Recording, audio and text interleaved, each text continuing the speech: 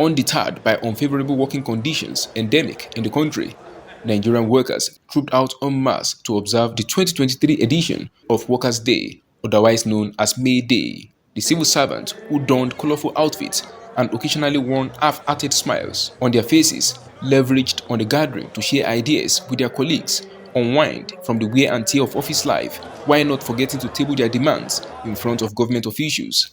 Speaking at the May Day celebrations at Eagle Square with the theme Workers' Rights and Socio-Economic Justice, Nigeria's President Muhammadu Buhari, represented by the Secretary to the Government of the Federation, Boss Mustafa, said the Nigerian government understands the significance of maintaining a good working environment that is devoid of discrimination, as such is key to actualizing development and progress. He enjoined the incoming administration to sustain the respect of workers' rights to help preserve the achievement of the current administration. Workers' rights, coupled with socio-economic justice, make a happy workplace. We therefore agree that a fair economic structure targeted at creating opportunities for all to succeed, irrespective of sex, race, ethnicity, age, disability, creed, religion, etc., is a sine norm for progress and development. I encourage the incoming administration to continue to respect workers' rights, imbued with socio-economic development and driven by the 4 pillars of decent work agenda to promote jobs and enterprise, guaranteeing rights at work, extending social protection, and promoting social dialogue for consensus building and maintenance of industrial relationships.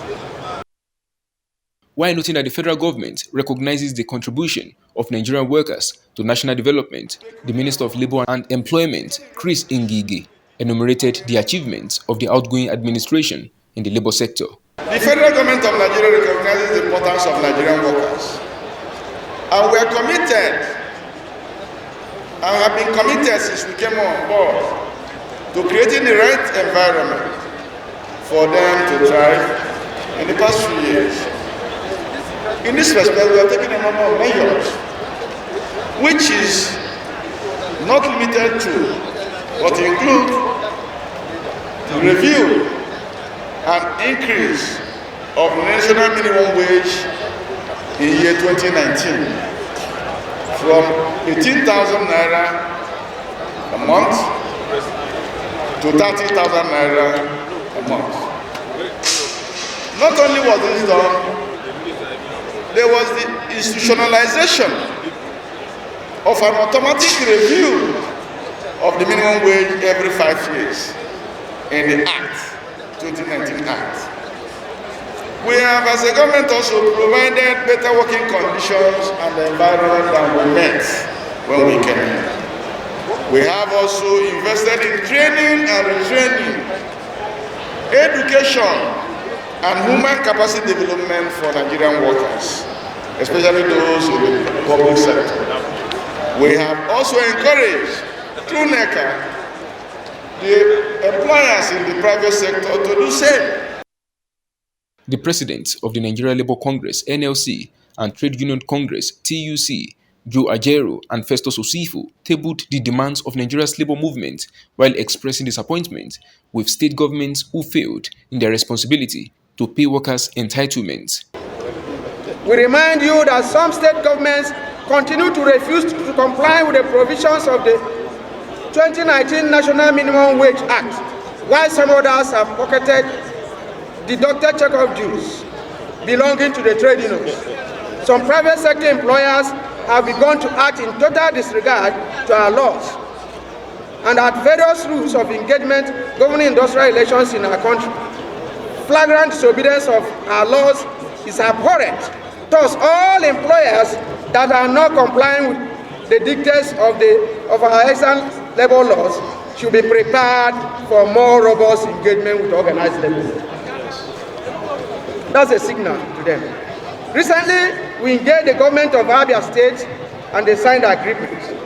However, Imo State under Hope Uzodinma has posed a peculiar challenge to the rights of workers. that state government sponsored a violent attack on the NLC in the state, disrupting state delegates conference organized to elect new leaders of the Congress in the state.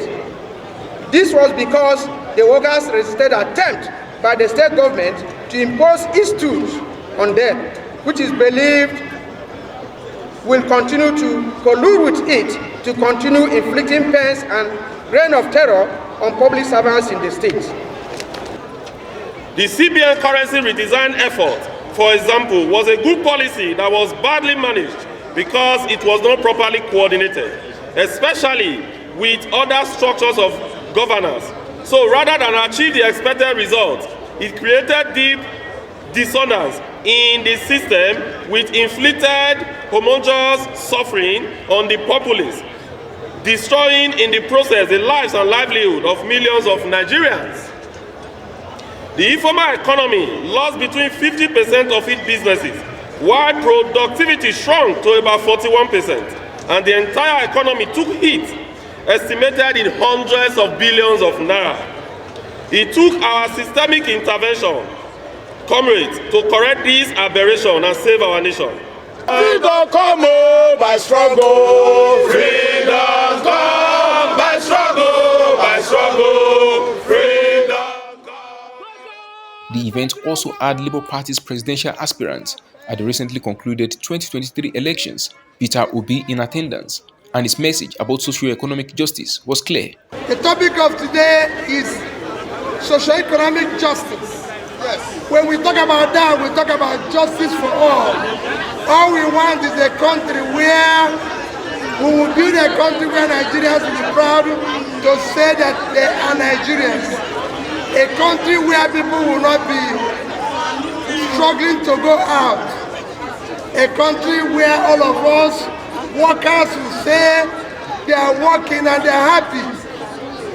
We can't get the economy right, we can't get anything right until the workers are working and are being looked after, their welfare and everything, and they are productive. That's why we say we'll move it from consumption to production. I urge you to continue what you're doing, continue to be law-abiding. Let us have a peaceful country. We have no other country except this one. According to official data, Africa's most populous country, Nigeria, boasts of a labor force of over 80 million people, with the age group 25 to 34 years claiming the largest figure, 23 million, of the country's workers. In Abuja, Nigeria's capital, Abiodun Mohammed, Top Accolade News.